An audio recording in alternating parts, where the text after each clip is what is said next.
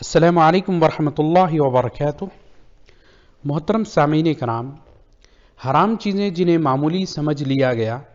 اس کتاب کا 21واں درس جس کا عنوان ہے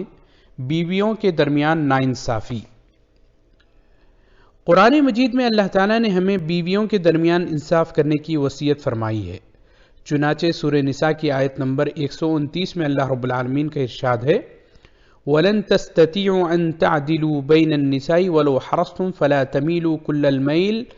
فَتَذَرُوهَا كَالْمُعَلَّقَةِ وَإِن تُصْلِحُوا وَتَتَّقُوا فَإِنَّ اللَّهَ كَانَ غَفُورًا رَحِيمًا،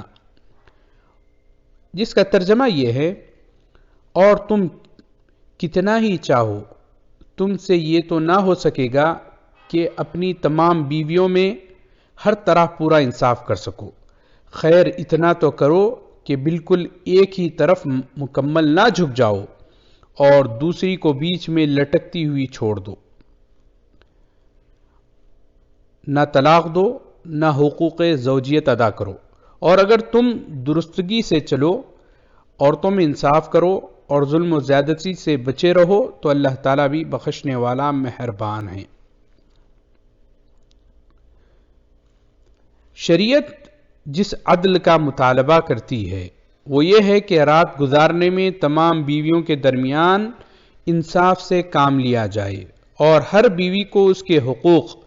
یعنی خرچہ، لباس وغیرہ مہیا کیا جائے۔ دلی محبت میں عدل مقصود نہیں، کیونکہ وہ انسان کے اختیار سے باہر ہے۔ ایک سے زیادہ شادی کرنے والے بعض لوگ ایک بیوی کی طرف زیادہ مائل اور دوسری سے بے توجہی برتتے ہیں، ایک بیوی کے پاس زیادہ شب گزاری کرتے ہیں یا اس پر زیادہ خرچ کرتے ہیں اور دوسری کو بیکار چھوڑ دیتے ہیں۔ ایسا کرنا حرام ہے، اور ایسا ناانصاف شخص قیامت کے دن کس حال میں آئے گا، اس بارے میں سنن ابی داؤد کی ایک حدیث ہم کو ملتی ہے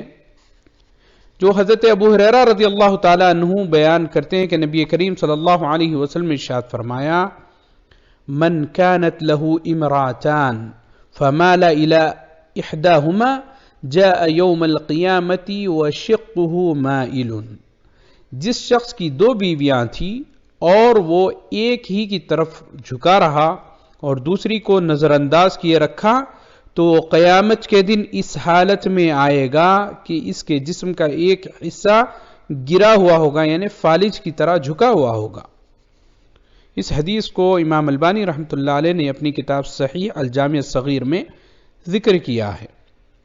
اللہ تعالیٰ سے دعا ہے کہ اللہ تعالیٰ ہمارے وہ مسلمان بھائی جن کے پاس ایک سے زائد بیویاں ہیں، اللہ انہیں یہ توفیق عنایت فرمائے کہ وہ ان کے درمیان عدل و انصاف کا معاملہ کریں۔ والسلام علیکم ورحمۃ اللہ وبرکاتہ۔